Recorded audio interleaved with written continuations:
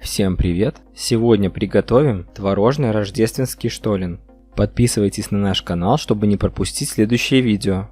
Для приготовления нам понадобится 250 граммов творога. Творог должен быть гладкий, не зернистый. 200 граммов сливочного масла, 150 граммов сахара, 2 яйца комнатной температуры, 100 граммов орехов, 300 граммов сухофруктов. В моем случае это 100 граммов чернослива, 100 граммов изюма и 100 граммов фруктовых цукатов, 1 лимон, 500 граммов муки, 18 граммов разрыхлителя, щепотка соли и 100 граммов коньяка. Также можно использовать виски, ром или бренди. Нам также еще понадобится 50 граммов сливочного масла и 100 граммов сахарной пудры. Чернослив нарезаем небольшими кусочками.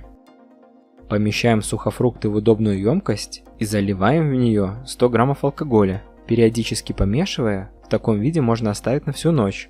Либо отправить миску с замоченными сухофруктами в микроволновку на 2-3 минуты, довести до кипения, достать и дать смеси остыть, пару раз перемешав за это время.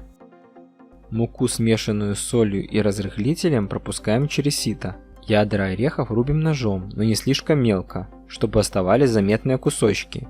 Всыпаем орехи в муку и перемешиваем. При помощи терки с мелкими ячейками натираем цедру лимона. У лимона нижняя белая часть корки может давать горечь, старайтесь ее не затрагивать. Затем из лимона выжимаем сок и смешиваем его с цедрой. Смешиваем размягченное сливочное масло с сахаром, а затем взбиваем эту массу миксером до нежного пышного крема. Вбиваем яйца и взбиваем. Добавляем творог и продолжаем взбивать, чтобы творог распределился по всей массе. Добавляем лимонную смесь и взбиваем творожную массу до однородности. Теперь в творожную массу всыпаем небольшими частями мучную смесь, все смешиваем. Делать это нужно ложкой. Не стоит перемешивать руками, чтобы в смеси не начало таять масло. Припыляем рабочую поверхность мукой и выкладываем тесто. Слегка раскатав тесто, выкладываем в середину замоченные сухофрукты вместе с жидкостью. Быстро перемешиваем, подтягиваем все тесто в колобок. Тесто получается слегка липким, поэтому тесто обсыпаем со всех сторон мукою, чтобы удобно было с ним работать. Делим тесто на 2 равные части.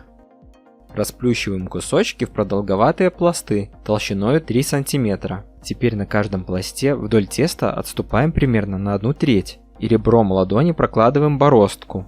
Формируем штоллины. Меньшую часть накладываем на большую. Округляем заготовки, слегка приподнимая их вверх.